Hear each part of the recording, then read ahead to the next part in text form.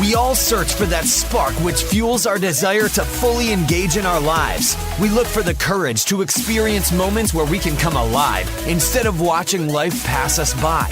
You're listening to the Front Row Factor, leaving fear and insecurity behind by exploring stories of top performers that are living life in the front row. Get ready to stand up, step up, and live it up with your host, John Vroman.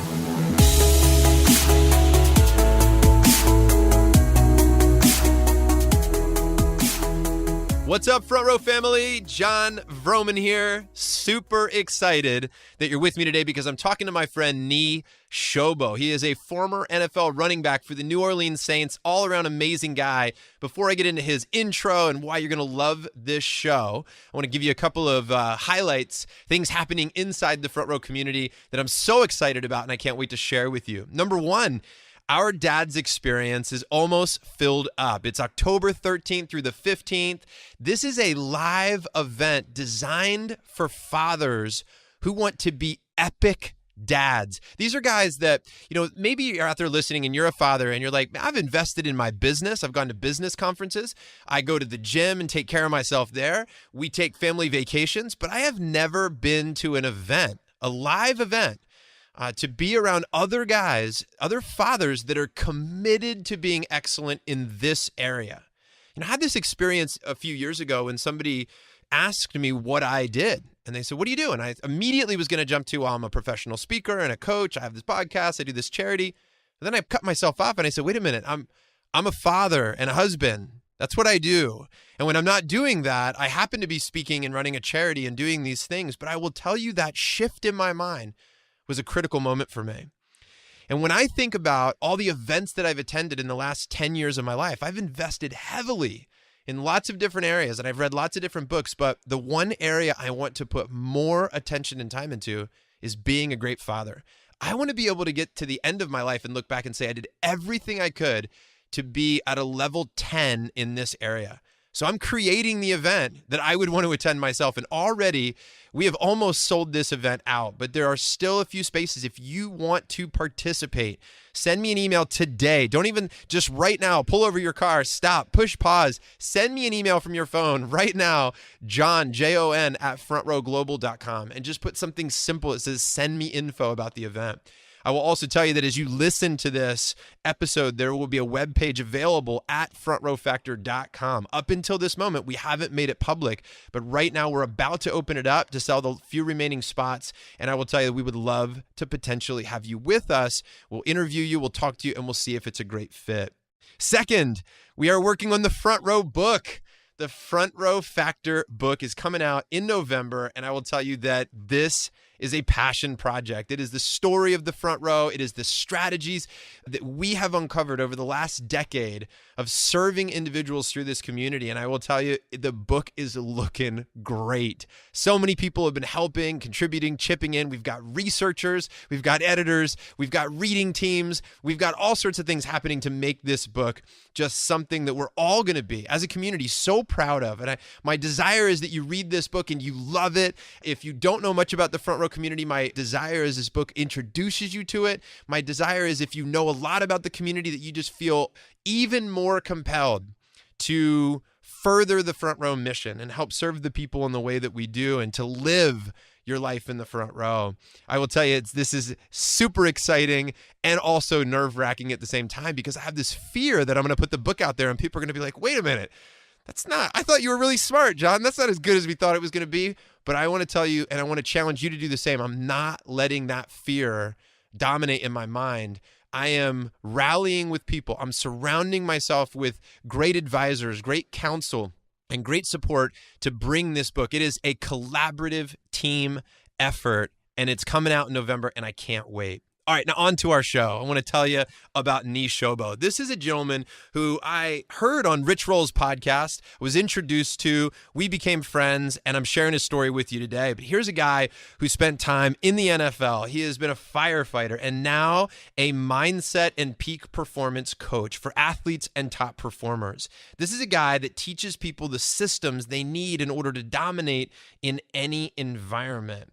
He's the podcast host of Sports Motivation motivation podcast, and he is the husband and father of 5. Amazing. So coming out of Portland, Oregon, he's chatting with us today, and we get into all sorts of stuff, his journey to the NFL, emotions he felt after he was released from the Saints, structuring an environment where we can all thrive, and how he's done this over and over and over again in different ways. What and who he credits for this unstoppable mindset that he's developed, what's the right amount of confidence, how he's learned to dominate under pressure, how to find the sweet spot with your goals, and strategies for creating a compelling vision. This show rocks. Everybody enjoy this, and please, after you hear this, share this episode with somebody. I'll be back at you at the end with some additional information, and please enjoy this chat with Niyi Sobo. All right, everybody, I'm here with Niyi Sobo. What's up, dude? Hey, man, I'm doing great. It's good to be on. We gotta tell everybody to start this show off that this has been quite the process getting this interview done today, man. This is our third attempt. Yep. I mean, we could not get Skype to work. We could not get this thing. So I had to buy some new equipment. But here's the thing. Here's what's great. What's awesome is that you're an expert in mindset. You are an expert in overcoming adversity, about having some goals, making it happen. And what was great is that whenever we faced a challenge, it wasn't like it's not like you're just talking a big game. Like, you were like, hey, it's cool. We're going to overcome this. Like, the way you reacted was perfect. Exactly, man. It's funny, man. One of my beliefs is everything is an asset, man. Everything can benefit you. And if you just look at even the smallest thing, man, even just things that seem super annoying to the average person, man, it's actually becomes kind of fun. It's almost like a game, trying to see what sort of goals you can pull out of each situation. But needless to say, I'm glad we finally got on. Yeah, this is great. I'm excited to dig into the story. Before we get to all the stuff, I just want to ask you for your update, man, your brag. I know there's some good things going on in your life. I know you're a humble guy, so I don't want you to hold back, dude. Tell us what's great right now in your world.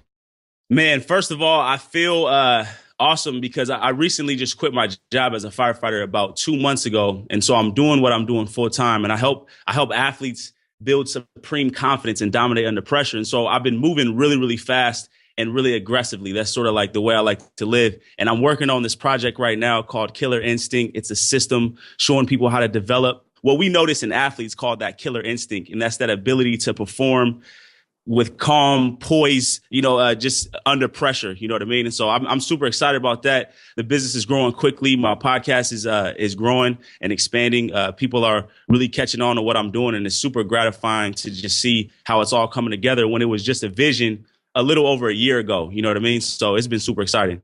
It's been fun to get to know you and learn about your story. I want to get into that here in just a second. I want to talk about your journey to the NFL. I want to talk about what lessons they have taught you and how they're helping you now as an entrepreneur in the way that you're trying to serve the world. I was thinking about, where do we go with this? Because you've probably talked about it a ton. And my guess is that some pieces of it you might be tired of talking about. Other pieces of it, I'm guessing you never get tired of talking about. So my question to you, man, is when it comes to your story of your journey to the NFL, what part of that story do you never get tired of telling? Man, I think it's this idea that when you have an idea, and I know you can relate to this because at one point, everything that you're doing was just an idea. You know what I mean? And I just think back to when I was young and I fell in love with the sport at 7th grade. All my brothers played soccer and I decided that I wanted to play football. And that passion and love I had for the game, and watching how through the passion and the love that I had for the game and how aggressively I was learning and how humble I was in my approach to the game, just seeing how, and then, of course, having that vision, seeing how literally all the things that I dreamed about came real. You know what I mean? It's like, it's just wild, man. And so I never get tired of talking about when I, went from my Oregon State, where I was a walk-on, which is sort of like you're like an unpaid intern, to getting a scholarship at Portland State when everyone thought I was crazy for doing that, to after Portland State when I busted my wrist up the last year and I was in a cast for 6 months and everyone was saying I didn't have much of a chance to get to the NFL, and then making it to the New Orleans Saints. From there, when I was a rookie free agent, which is, again, like a unpaid intern, you're a disposable body, and starting my first game against the San Francisco 49ers in the Bay Area, or actually that was in New Orleans actually, and running out the tunnel, you know what I mean? Which was something that I literally That's great. and having them call my name and getting catching passes from guys that I played Madden with when I was in college. You know what I mean? So it's just I don't ever get tired of. I mean, every part of my story, because there's so many aspects of it, and I feel so fortunate that now through my successes and a lot of my failures, because a lot of the things that I teach now, I didn't consciously know how to apply when I was an athlete. Yeah. It's more now that I've left and I've seen what worked, what didn't. Now I'm able to see, okay, this is what made me successful. This is what didn't make me successful in these other areas. And those are the things that I'm able to help athletes with and high performers. And so it's just super awesome to be able to do what I do now. Niyi, how much do you think is natural ability, what you're born with, your biology, and how much is nurture, environment, coaching, mindset? What are you in control of, and what are your God-given gifts? That's an interesting question, man. I think at the end of the day, I tend to err, and I've had these arguments with me and my brothers. We get together, my cousins and stuff. When people see us, they think we're crazy because we just like argue the whole time. But what they don't know is that that's just kind of like how we're built. So everyone has their own philosophy. I tend to err on the side of like, you can do anything that you want to do. That's what I tend to err on in terms of, like, obviously there's some, you want to go towards something that you're naturally drawn to, that, you know, your physical traits and all those type of things. But at the end of the day, man, like, I just believe that we are unlimited in potential. So I also never underestimate, and this is what I learned big time in the fire department in this later stage of my life, the importance of environment, man. Like, what can happen when you immerse yourself in a whole different environment, positive or negative. So even no matter how strong you think you are, if you are consistently in an environment that's not challenging, that's not pushing you, that's you will get caught up in that. It's like so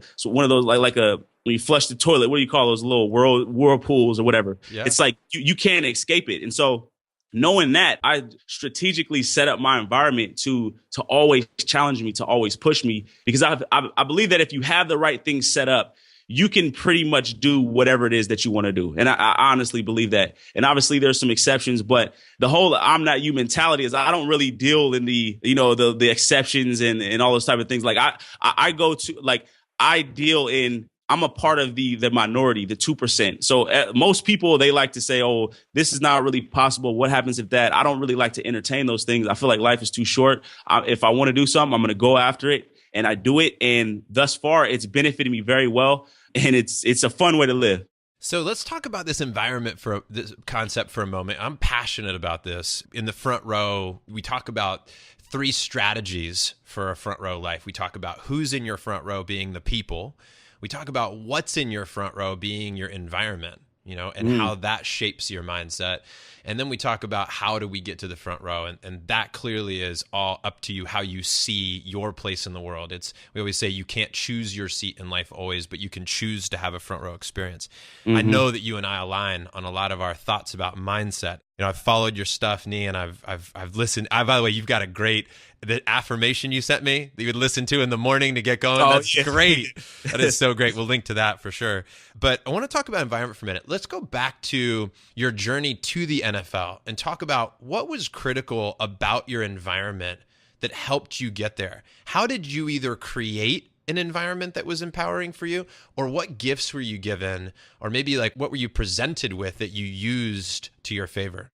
Man, so it's funny. I can't take credit for that at all. It's my dad. It's the way my dad raised us. He came to America from Nigeria when he was 18, and he very much valued education. He couldn't care less about sports, honestly. I mean, we all played sports growing up, but he wasn't like that crazy, sport or soccer dad who was like getting mad at his kids for, like, he didn't really care, but he cared about education, and he instilled in us a discipline, and he established a culture in our household.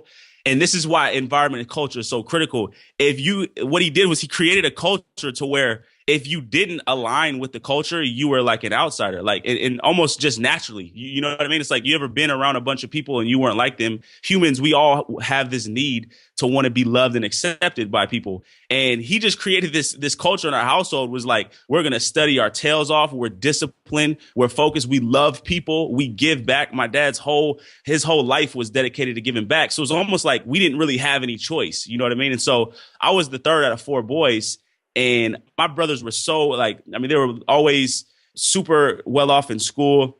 they all, got 4.0s and all this stuff. And I didn't really live up to that. I kind of struggled, you know what I mean? But it was funny because that environment always pushed us, And another thing that my dad did is another unique sort of, as a parent, I'm trying to duplicate that. And it's really tough, but he gave us like freedom. You know what I mean? Like he didn't micromanage us in the sense of he didn't tell us what we had to do or like what we had to, what we had to be when we grew up or anything like that. It was like we had this freedom. And that alone was so powerful because that environment in our home, because it allowed us to experiment. It allowed me to be able to say, I want to play football, and I want to do this and I want to go to Oregon State and walk on. I didn't want to go and do all this other stuff that a lot of people, especially kids and athletes, do things that their parents tell them to do, and I'm very fortunate because our dad, he just wanted us to be disciplined. He wanted us to love people. He wanted us to give back.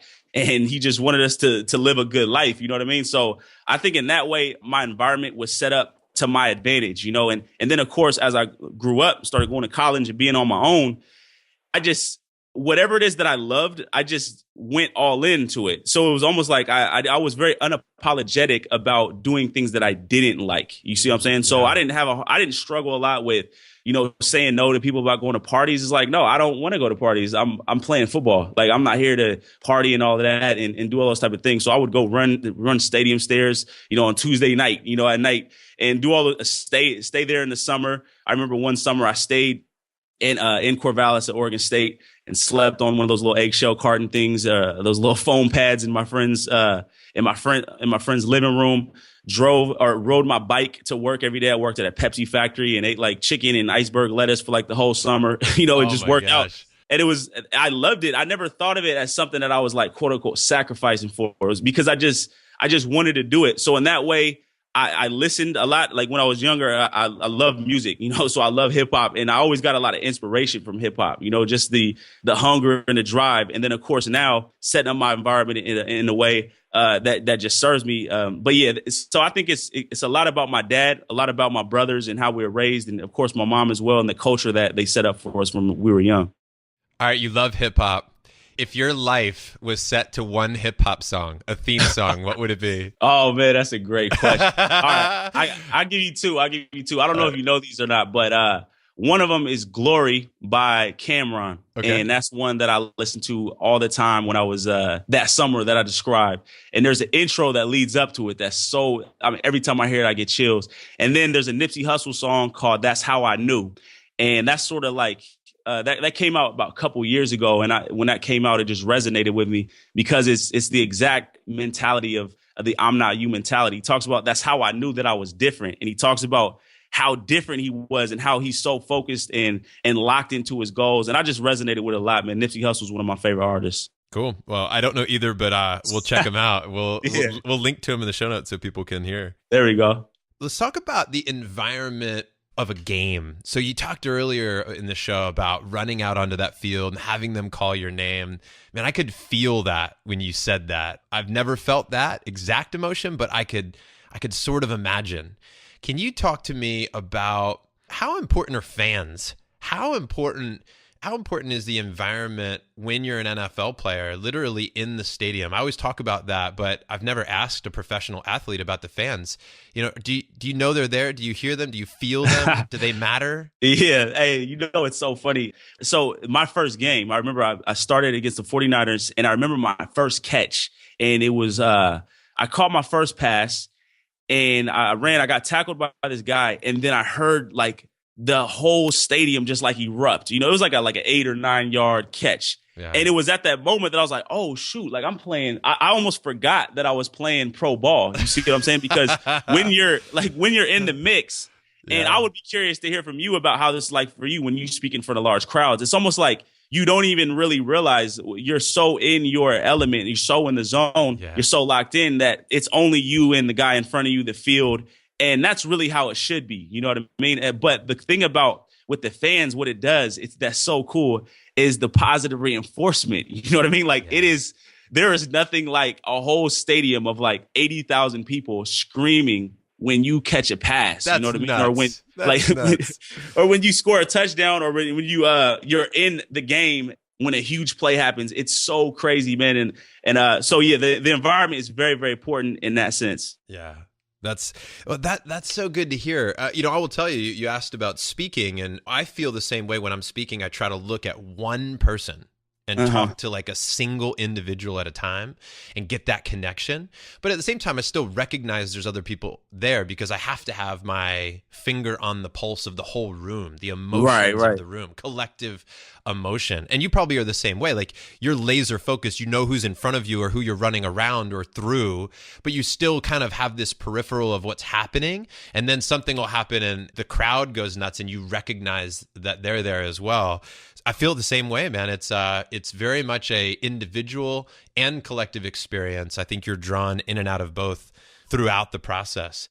Absolutely. And it's one of those things where like for you, the way you talk about it, you can tell you have a lot of experience, right? Like when I was a rookie in the NFL, it's like there's an awareness that you kind of lack, you know what I mean? Because when you see guys who are seasoned, they're able to like use the crowd, and feed off the crowd and have that sort of, they can go back and forth between being really locked in and being also in touch with the crowd as well. And that's when you got like, really top performers, you know what I mean? So that's really cool to hear. I know you talk a lot about vision, Niyi. I want to talk about that and what your thoughts are about vision, how important that is. Some people will say that, hey, look, you've got to have this crystal clear vision. And if you just think about it enough, it'll come true.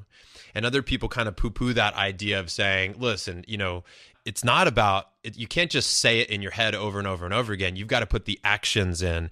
I know it's both, but how do you present the importance of vision and how do you balance that out with action, right? How do you create the vision and then how do you translate that to action?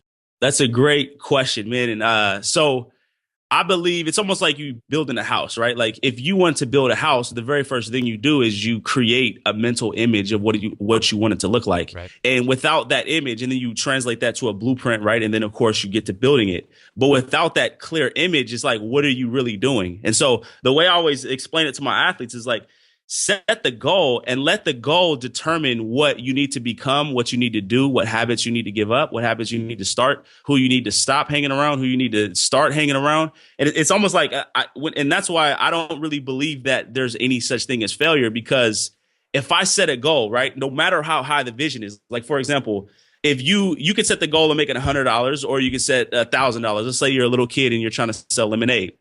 If you set the goal to make $100, you're going to ask the question, how can I make $100? And then you're going to start doing things that revolve around that type of goal. And there is no right or wrong, right? There is no, like you can set the goal however you want. But a kid who says, I want to make $1,000, he's saying, what do I have to do in order to make $1,000? He's doing different things. So instead of just setting up one little lemonade stand, he's going to go set up at the baseball game. He's going to get his friends to set another one up on the other block. He's going to start franchising his lemonade stands. And that's always the way that I say it. Like you can do whatever it is that you want to do.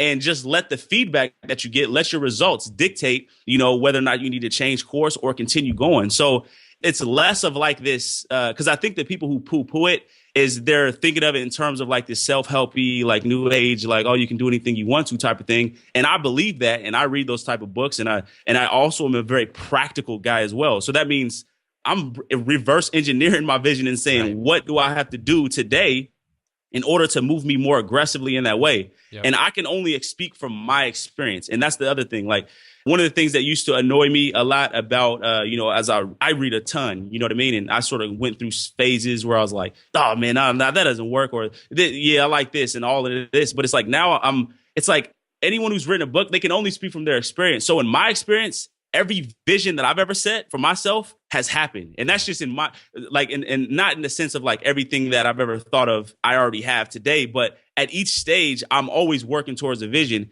And those things have happened. I became a firefighter in 6 months. Like that's a job that takes people 7 years to get.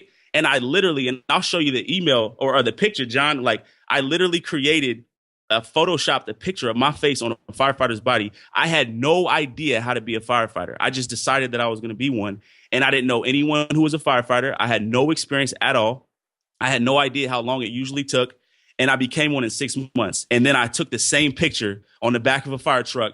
And now I show people, this is what happens when you set a vision, man. It's some crazy stuff that happens. I can't even explain it, but I don't know what religion you are or whether you believe in, nature or, whatever it is, there is a force that's way bigger than you and I. And when you set a goal and you move aggressively in that direction and you have enough self-awareness to readjust and you're constantly tweaking and you're monitoring your emotions, I mean, there's nothing that's so far out of reach that you can't get. I want to talk about how to pinpoint that goal, because in my life, I've experienced setting the goal so high that I genuinely didn't believe that I could actually do it. So I kind of gave up before I even started.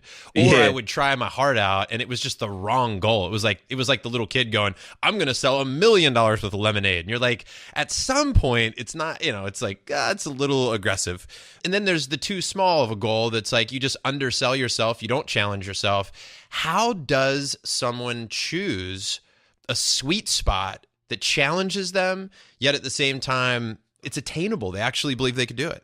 How do you teach people what goal to set? That's a great question. Again, I tend to err on the side of too high. So and the reason behind this is my philosophy is that when I set a goal and I feel like I can't achieve it, I understand now that if I feel like I can't do it, all that is a belief. And just like a muscle, that belief can be strengthened, right? So I set a lot of goals that are super high. And quite frankly, I don't feel in my gut that I'm genuinely going to reach. But what I know is that through systematically building belief about a certain goal, I can eventually reach it. So I don't look at it as in terms of if someone doesn't set a high goal because they think they're not going to reach it, then what that person's saying is that they're afraid of failure. So if you reframe failure and say, okay, there is no real failure, there's just whatever result that you get, or you can constantly evaluate and restructure it or whatever. There's a lot of goals that I change and modify, et cetera. However, it's like if I set a goal and I feel like I can't do it, then that's what I need to do. I need to work on that belief. And I start identifying like what sort of things, what's at the root, right? And a fear of failure is something that can always come up if you don't condition a new belief. You see what I'm saying? And that's essentially what I do is I help people recondition that belief so they can start moving in a different way.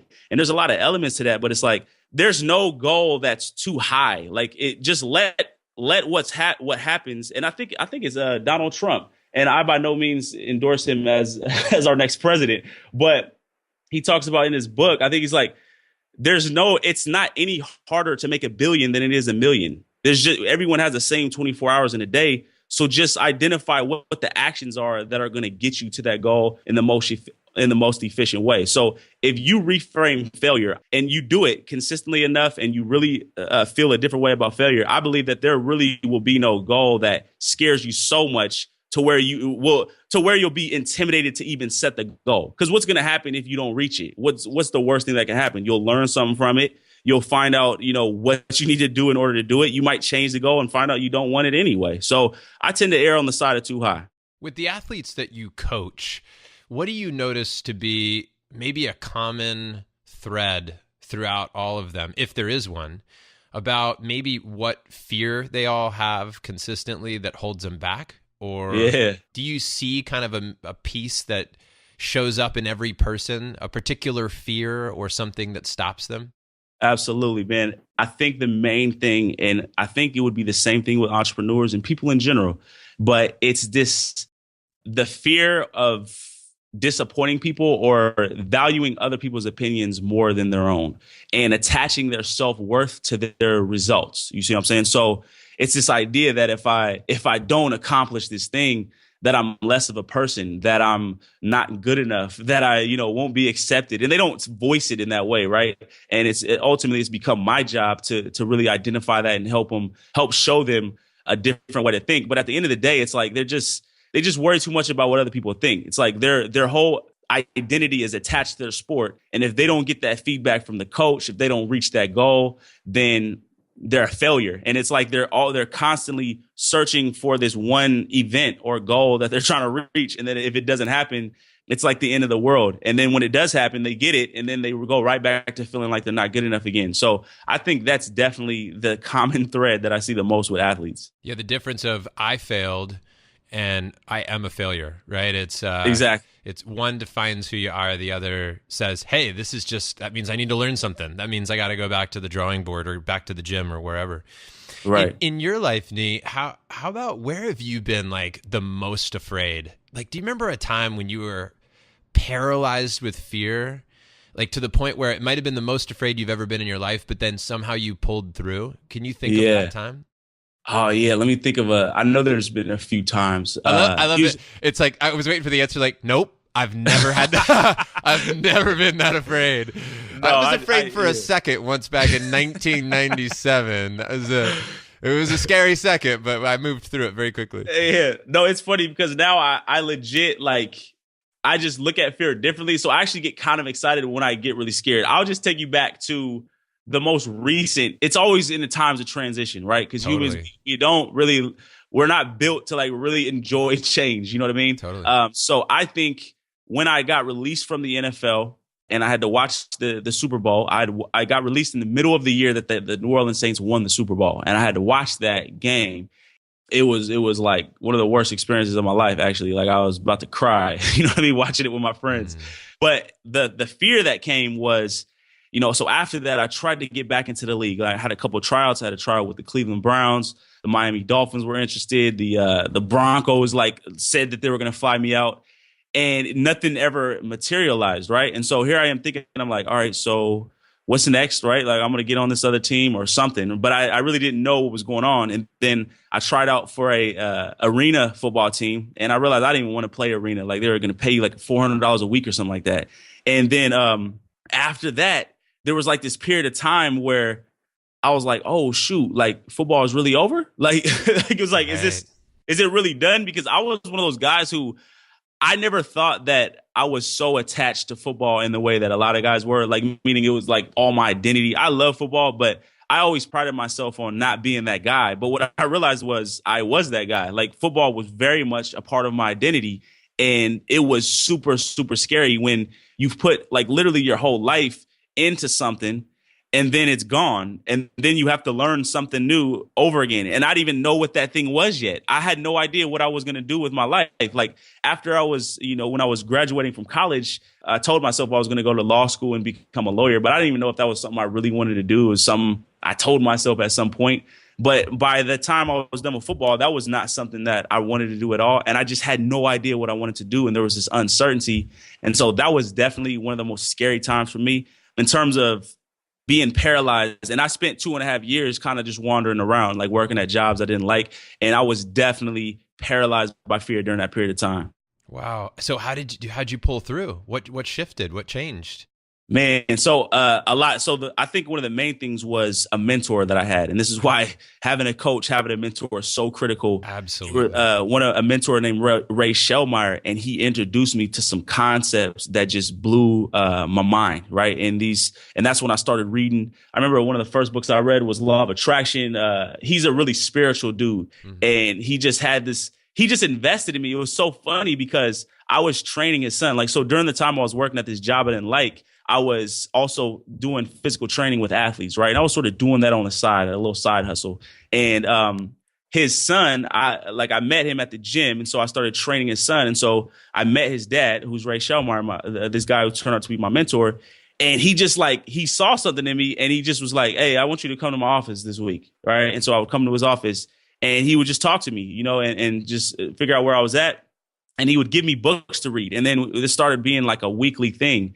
And I just started realizing like what I was really capable of. And he sort of challenged my current standards, if you will, you know. So I would tell him, you know, different things. And he's like, oh, what you mean? Like, and I would have to explain why I was settling for this or not doing that. Yeah. It was crazy because that was when I decided that I was going to become a firefighter, and using the techniques that he taught me and through a lot of the books that he was showing me, these concepts that you and I all know, right? And you teach your followers these things as well. But it's like, I really did them, and I really bought in. Like I really did it. I really set a vision and like moved fast, you know, and I had no idea how I was going to do it. I told my wife I was going to be hired by Christmas time as a firefighter, and I was hired on October 14th. You know what I mean? And no one thought that was realistic at all. I remember getting my EMT, and people in the class were like, "Man, it takes average 7 years," and I'm thinking, all right, well, good thing I'm not you, because it ain't gonna take me 7 years. You know what I mean? So yeah, that was what really helped, man.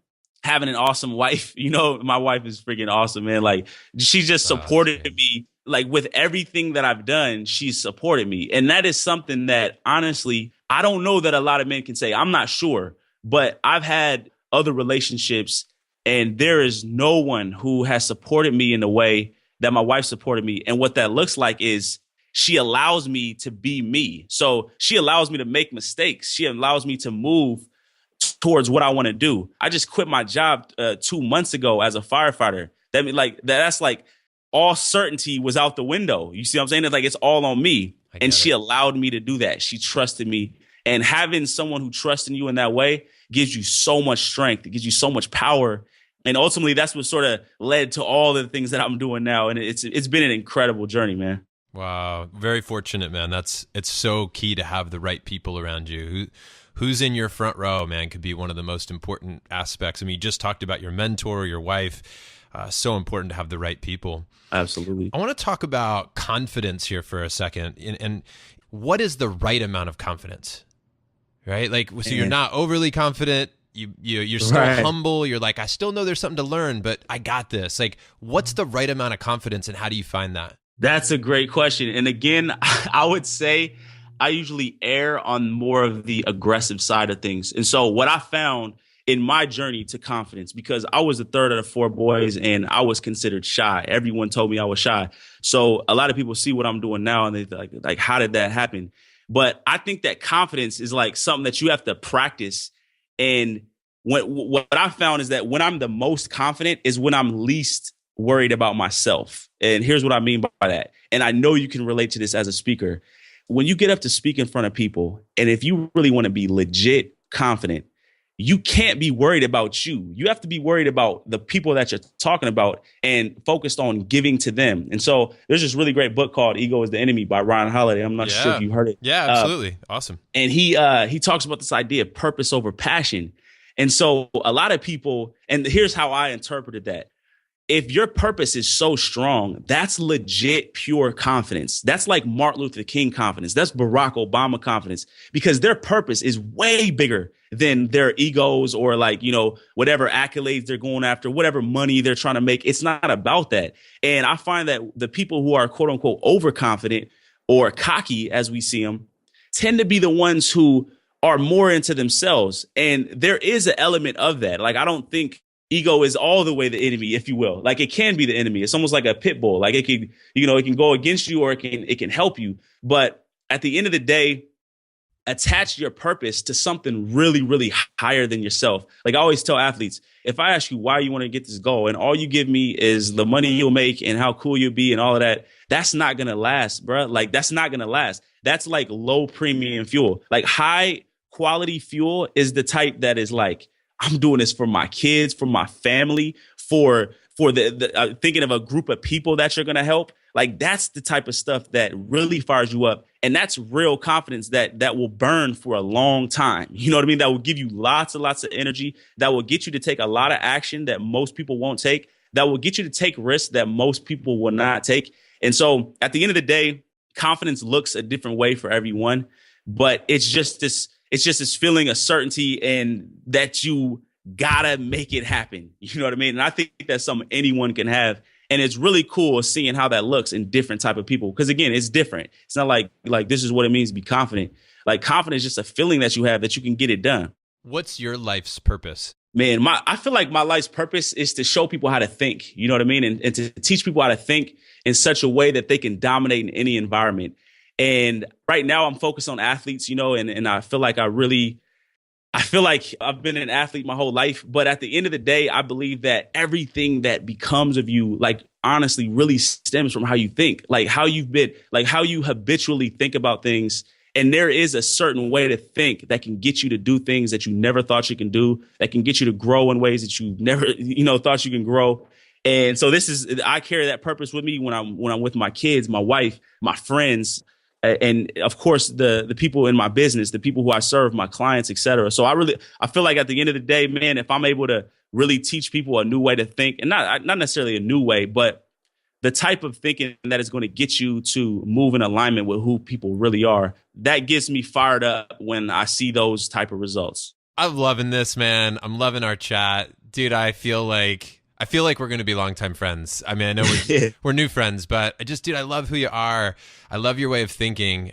And I really love I love the way you answer the questions about like, you're like, hey, I'm going to err on the side of aggressive, or I'm going to err on the side of being too big in the goal, because I think that's great because we don't really know what the sweet spot is. Right. So if we have to make a mistake, let's make a mistake on the other side, on the more aggressive, more confident, bigger goal. And I think that's just a great way of thinking about it. So this has all been so valuable, man. I know that if somebody had to leave right now, that this would be totally worth their time. And I also know that I've got some other questions here, man, that I'm pumped to ask you and talk about, because there's a lot more where this is coming from.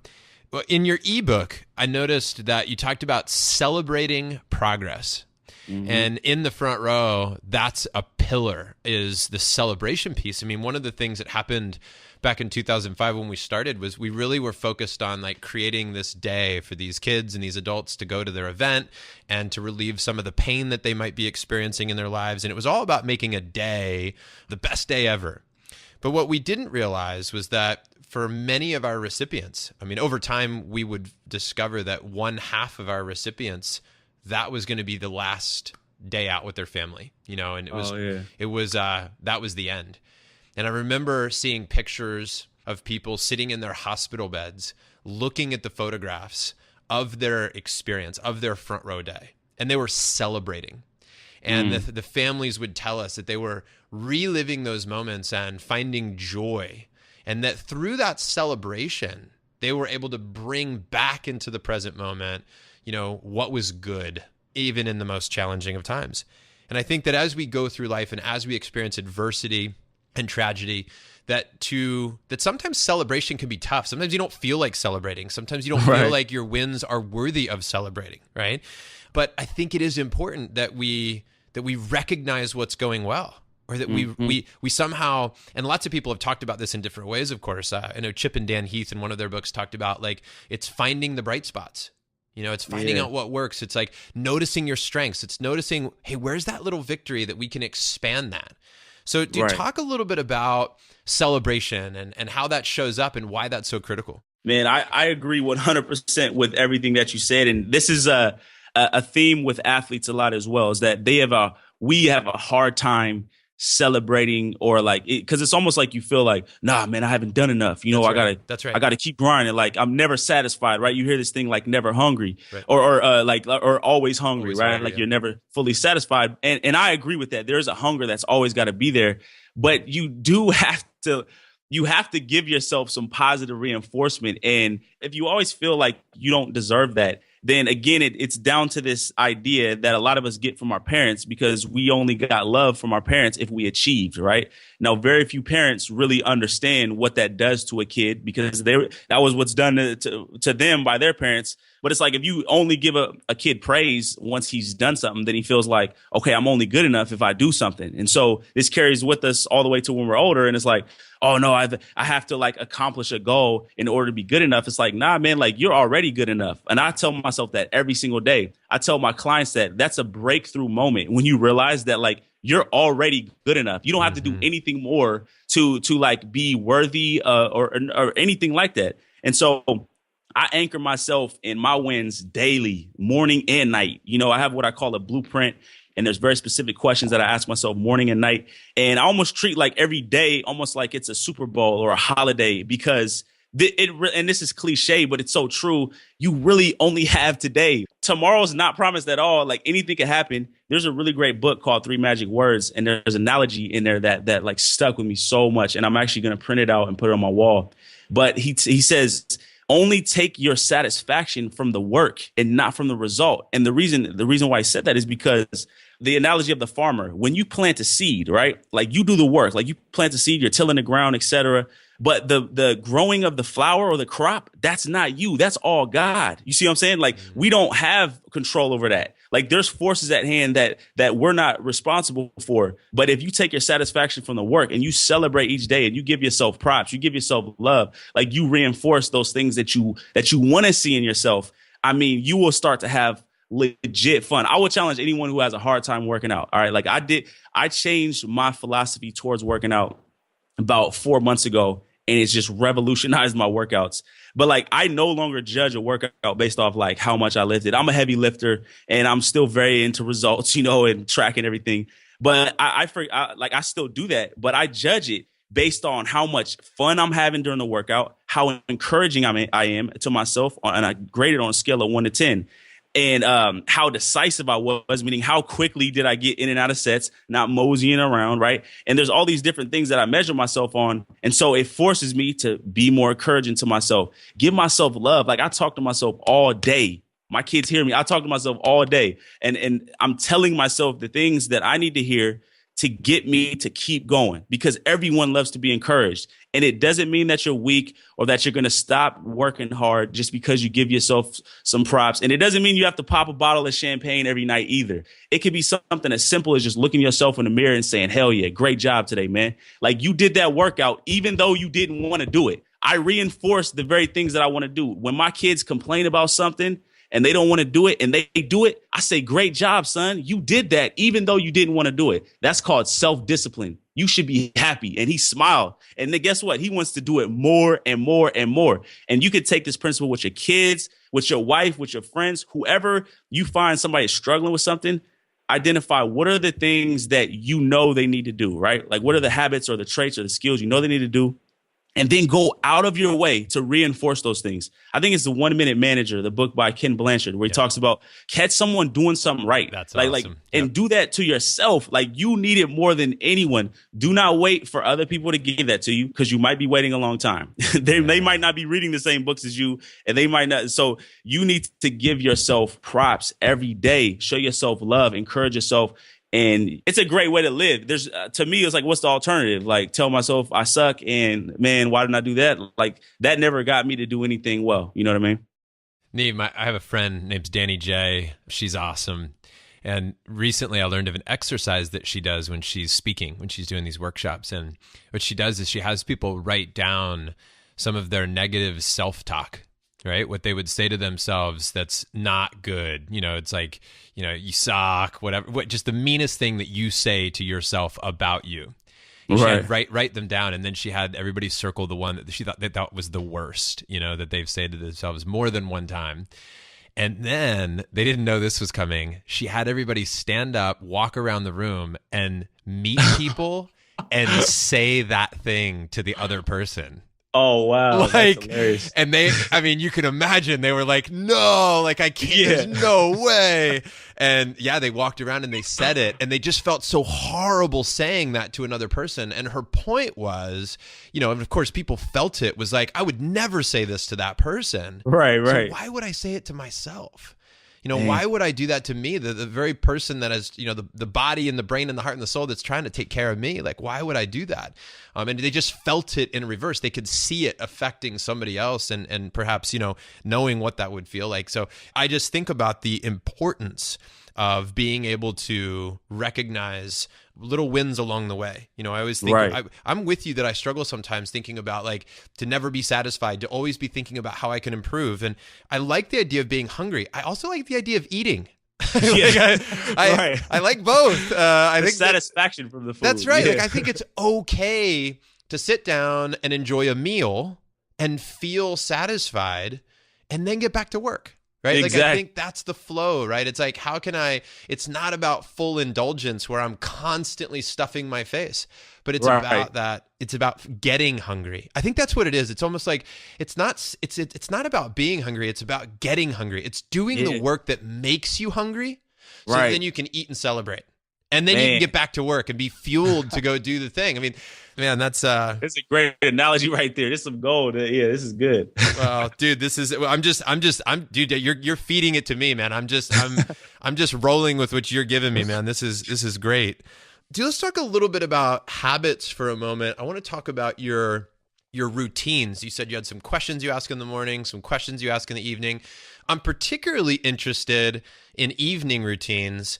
I feel like my buddy Hal Elrod's dominated the morning routine pretty well with the Miracle Morning. But dude, talk to me a little bit about the evenings. How do you kind of celebrate the day? Do you journal? Do you do things with the family? Do you have traditions? How do you wrap up the day?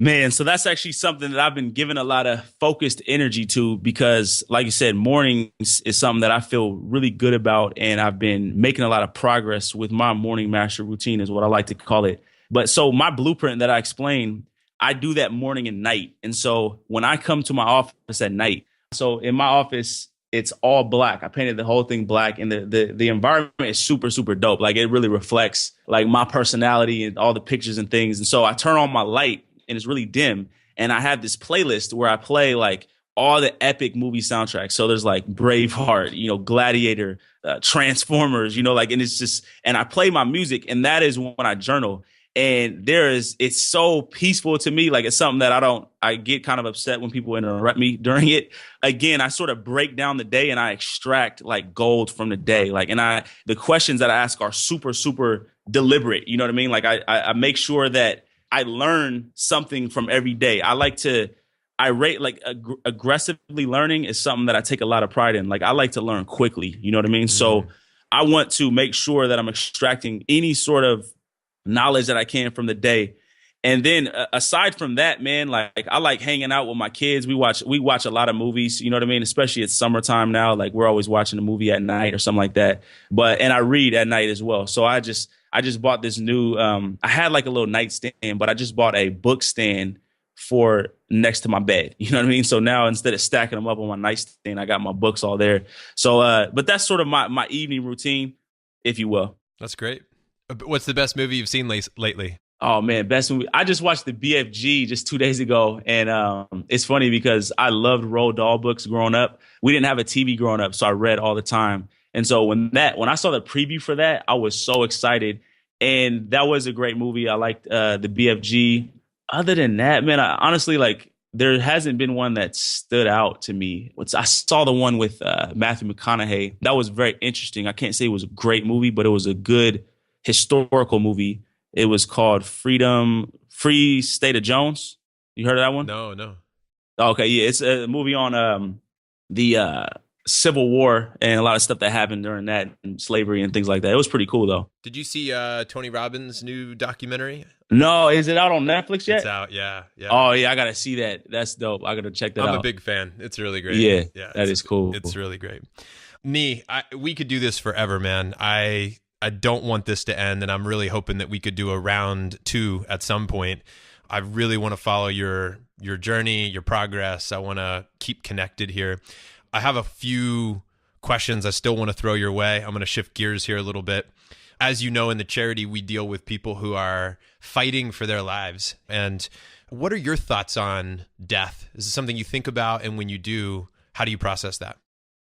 Man, so I just feel like you hear the term life is short. And when I say it, I don't mean it like in a way that we should be running around frantic. I just feel like there should be a sense of urgency to life. You know what I mean? And life is super, super valuable. So when I'm sensitive to, like, when I never liked going to funerals when I was younger and things like that. But now as I'm older, it's almost like I feel like life should be just celebrated. You know what I mean? And death is certain. It's going to happen. And I also like learning from people who are towards the end of their years. I feel like there's so much knowledge there. And at the end of the day, man, I just want to live really full out. So my philosophy on death is that it's going to happen, and I'm super happy to be alive. You know what I mean? And I guess that sums it up. That's great, man. Well, I know there's many great days ahead for both of us, and I'm excited to celebrate with you. When the end does come for all of us, and for you, what do you most want to be remembered for? Oh, man, I want to be remembered for inspiring people, motivating people, and moving them to action. You know what I mean? Like, that's one thing that I want people to do different things after they hear me, after they talk to me. I don't want to just be someone who gets people riled up. Again, it goes back to the teaching people how to think, because I feel like if I'm successful in that way, showing people a more powerful way to think, that and create leaders, that also do the same thing, I would feel very good about my time here on Earth. You've mentioned a couple of books. We talked a little bit about movies, but if there was one book or documentary or film that should be mandatory for every person to experience, what do you think it should be? Ooh, okay. So I got to choose from a book, a movie, and a documentary. I'm going to have to go with a book. Man, there's so many. The most powerful book that impacted me the most would have to be I'd have to go with the Tony Robbins one, Awaken the Giant Within. That pound for pound, that book pretty much is a handbook for how to freaking dominate in life. You know what I mean? So there's a lot of books. I could mention a bunch, and if you go to my site, I actually have my top 10 book list. But that book, Awaken the Giant Within, for anyone, is a must read. It's a huge book, by the way, but I've never read a big book as fast as I read that one. I'm usually pretty intimidated by the big books. I'm not going to lie. Like, it's like 400 pages. I'm like, oh man, I don't know if I'm gonna read this whole thing. But that one, I was like, I just had to read it, and it just locked me in. And that altered a lot of the ways that I do a lot of things. So that's a must read. Cool. I've read that. It's great. What live event would you most want to see front row? It's got to be something that you can still go see. So a band that's still playing or a team that you could still go see. So not a past event, but what would be an ideal front row day for you at a live event?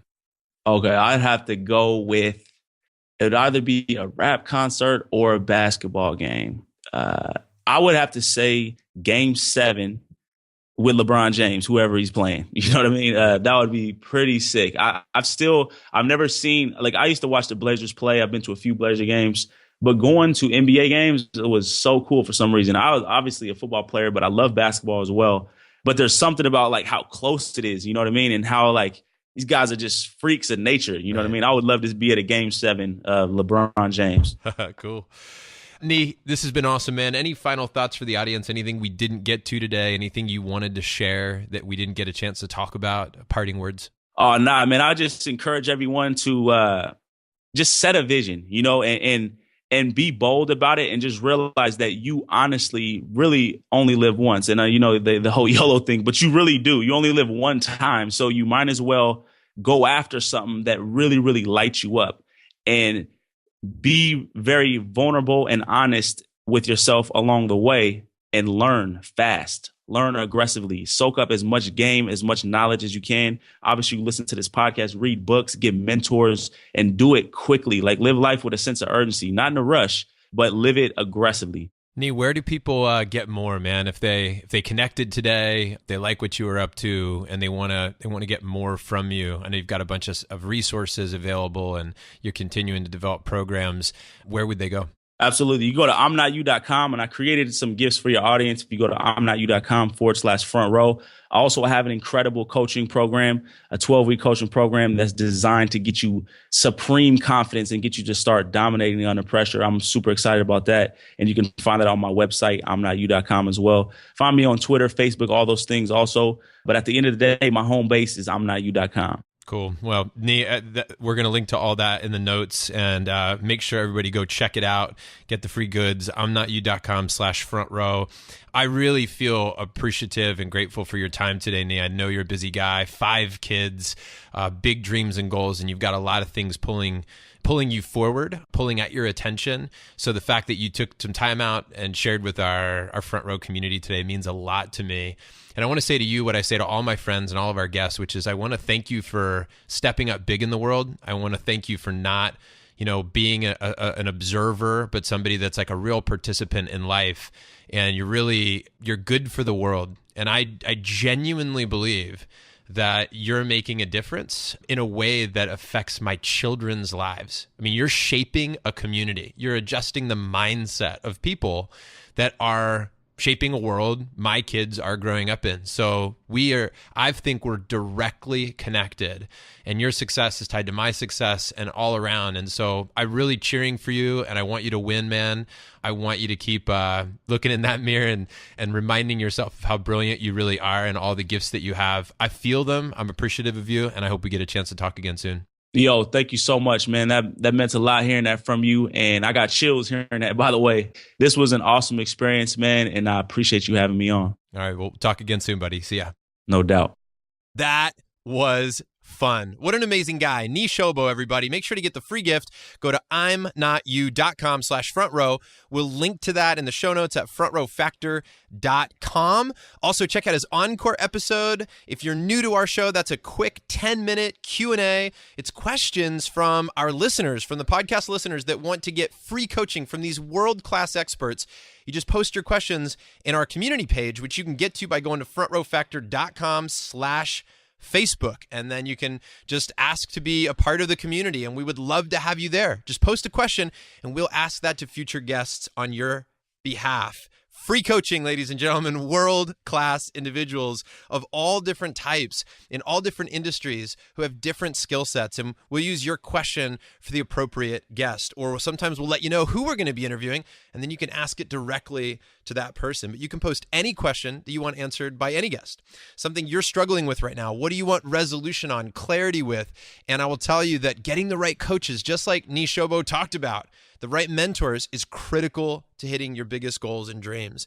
I'm going to ask that all of you share this episode with somebody today.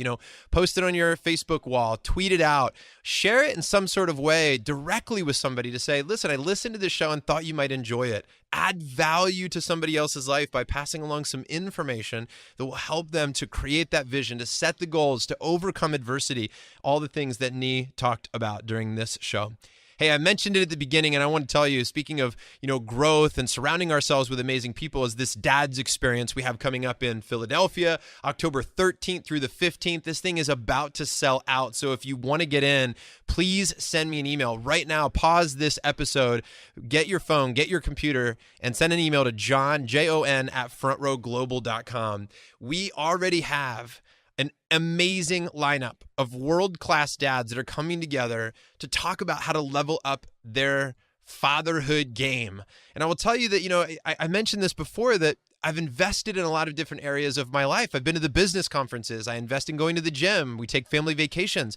But I asked myself, when am I taking 2 days out of 365 to totally focus on this area, to immerse myself, to give myself space and a break from all the noise of life so that I can refocus. If you're a business owner, you understand the difference between working in your business and working on your business. And you understand that benefit of being able to disconnect in some ways so we can reconnect in others. And we can get ourselves around other people. We can talk about what we're struggling with and where we want to be, and get resources from all these other incredible fathers. So I'm creating an event that I would want to attend. And if you want to be there, check it out. And you can join the wait list. You can be notified when we have a spot, and you can learn how you can apply to attend the Dad's Experience. You'll find all that information also at frontrowfactor.com/dads. For everybody else out there who I want to stay connected to you, please hit me up on social. You can find me on Twitter, Instagram, Facebook, all at Jon Vroman, JonVroman. I'm also going to throw out there, and this is a lot of stuff, there's so much going on, that we've had some incredible interest in the Front Row Foundation lately. And we are creating some incredible experiences for some amazing people. And you've probably heard their shows. We had on Robin Littman talking about her daughter Rachel and their experience. We had on Jake Burke talking about his son Jack and how he went to the magic show. We had John Kane on talking about his Iron Man. And we've had so many great guests on the show talking about the charity. We've had a lot of interest. So if you want to get more involved in the charity, if you'd like to make a donation, if you know somebody that could be a recipient of the Front Row Foundation, you can nominate them through our website, frontrowfoundation.org. And speaking of the charity and also speaking of support and community, I want to thank somebody out there, Kristen. And Kristen, if you're listening, I want to thank you for writing a review on this podcast. I will tell you that reading the iTunes reviews is one of my favorite things, because I'm really doing this because I hope these shows make a difference in your life. And the only way I know that at times is if you tell me. Otherwise, I'm just guessing, and I don't know, and I don't have that feedback. And I love that feedback. I love being able to hear from people what you like. And I want to tell you, Kristen, your review made me smile. I'm going to just read a part of it here. You wrote, "Your most recent interview with John Kane was inspiring for me, in particular as I'm doing my first triathlon, a half Ironman, and I'm raising money to benefit Front Row Foundation. So thank you, by the way." And then you quoted, or you put in parentheses, so yes, this podcast inspired me to want to help the foundation. John's story was motivating, not only for the training aspect, but also the fundraising aspect. And this is where I'm really putting myself out there and putting fear aside. Thank you, John, for creating this foundation, this community, and this podcast. It honestly has remotivated my soul. And Kristen, your post, your review has remotivated my soul. So thank you. I want you to send me an email, please, if you're listening to this, john@frontrowglobal.com, Jon, and I want to send you a few things in gratitude for your review. If you are listening and you'd like to write a review or rate the show, please go to frontrowfactor.com/review or reviews. I think it's review. And you can do it there. But I want to tell you that would mean the world to us. It also helps us rank higher, and we show up differently on the iTunes pages, and then more people hear about us, and more people can learn about the charity, and we can raise even more money and help more people to live life in the front row. So thank you to everybody. I can't wait to have you back next week for another great interview. And until next time, keep living your life in the front row. Cheers. That's all for this episode of The Front Row Factor. To discover more simple and effective ways to lead a fearless front row life, visit frontrowfactor.com and subscribe to John's 4 Minutes in the Front Row, where he shares quick stories from real-life experiences. Thanks again for joining us today. We hope our show inspires you to live big, give big, and experience life to the fullest. See you next week on The Front Row Factor.